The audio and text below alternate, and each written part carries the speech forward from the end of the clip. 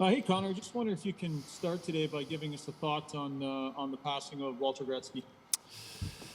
Yeah, of course. I mean, it's a very sad day for the hockey community and the hockey world, and um, you know, pass along our condolences to the whole Gretzky family, Wayne, Keith, everybody.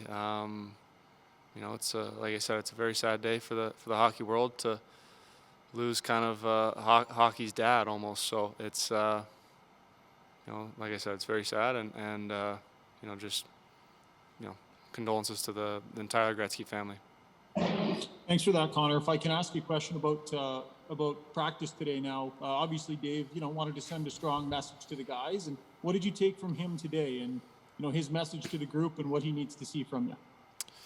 Yeah, just we had a long video session this morning, and kind of went over it, and went out and had a pretty good practice. Lots of compete, lots of it's high pace, and I thought it was a good practice overall. Josh Clipperton, Canadian Press. Hey Connor, if we could just go back to Walter Gretzky for a second. Growing up in Southern Ontario, he would have been at a ton of rinks when you were playing. Possibly, do you have any personal memories as a kid from meeting him? Um, I can't single out one in particular. He was definitely in a lot of rinks. I remember one time I wasn't actually there, but my dad and brother were at a rink, and he happened to be there, and they got his signature, and they got him to sign one for me, and they brought it home, which was pretty special. So yeah, definitely had a big presence and in the rinks in Southern Ontario, and he'll definitely be missed.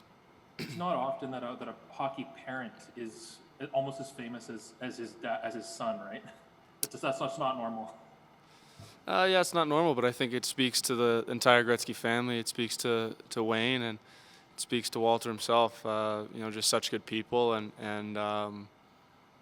they've both done a tremendous amount for the game. And like I kind of alluded to earlier, he's kind of like hockey's dad or something like that. So we're definitely gonna miss him, and like I said, I can't imagine what the Gretzky family's going through today, and just thoughts are with them. Rob Tychkowski, Post Media. Hey Connor, they say that it's easier for a coach to preach the message when the team is winning because they can see the results for themselves. They see that it's working. Does maybe the same hold true after a tough stretch, that players are more receptive to what they need to get back to? Yeah, I mean, when things are rolling, everyone has an easy job when things are rolling. So, but when times are tough, it's obviously a little bit different, and players have to respond to what the coach is feeling and what the coach is saying, and respond accordingly. So, I thought today was a good first step, and kind of getting our groove back and bouncing back here, and getting back to playing where we need to play. In what ways will it be easier to get back to that level since you guys were already there for a month as opposed to being a team that's trying to get there for the first time? Well, I mean, it's not like we've been playing bad hockey for a month here. We had a bad week, 3 straight losses. So that's obviously never good, and you want to grab it as quick as you can, and that's ultimately what we have to do here. Reed Wilkins, 630 Chad. Thanks, Sean. Hi, Connor. Whenever you lose a game or a series of games, it doesn't feel great.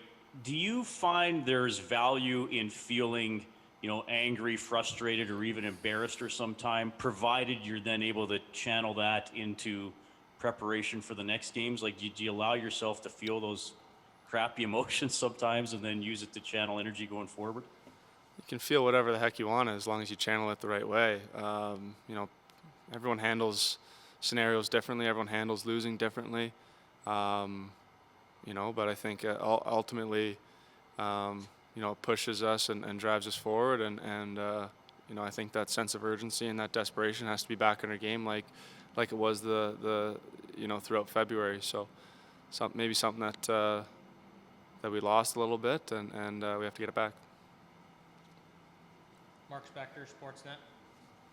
Hey, Connor, one of the things that struck us after the last Leafs game was we asked you some questions and you said, man, I don't know. You know, we have to figure out what happened. So I'm not asking you to take us right in the film room, but now that you've had some meetings in a couple of days and you know what you're trying to improve on, what would you tell people? What went wrong? What didn't you have that has to get better for Saturday? Yeah, I think first off, you know, they played some very good hockey. That's first and foremost. We didn't do ourselves any favor. I think we made too many mistakes, mental mistakes. You know, and it's little things. It's getting in front of people, leaving, the offensive zone. It's getting in front of people, getting in front of their D when they're winding it up as forwards. D men just making the simple play, being quick with the puck. It's just all those little things that add up throughout a game and force you to chase the game. You get a Calgary team that just got a new coach. Every team in the history of hockey has a ton of jump after they get a new coach the first game. Is it different when the guy's Daryl Sutter, and sort of give me a dynamic on what you're going to face that just changed now that they hired Daryl? Well, I think you said it. You're going to get an excited Calgary team. You're going to get a team that's going to be playing with lots of jump, lots of energy, lots of intensity. I'm sure we can expect a big physical game, a simple game. They're going to play in straight lines. Sutter's a coach that's coached a long time, and he's had lots of success. I'm sure he's going to be wanting to make his mark right away on a very good Calgary team.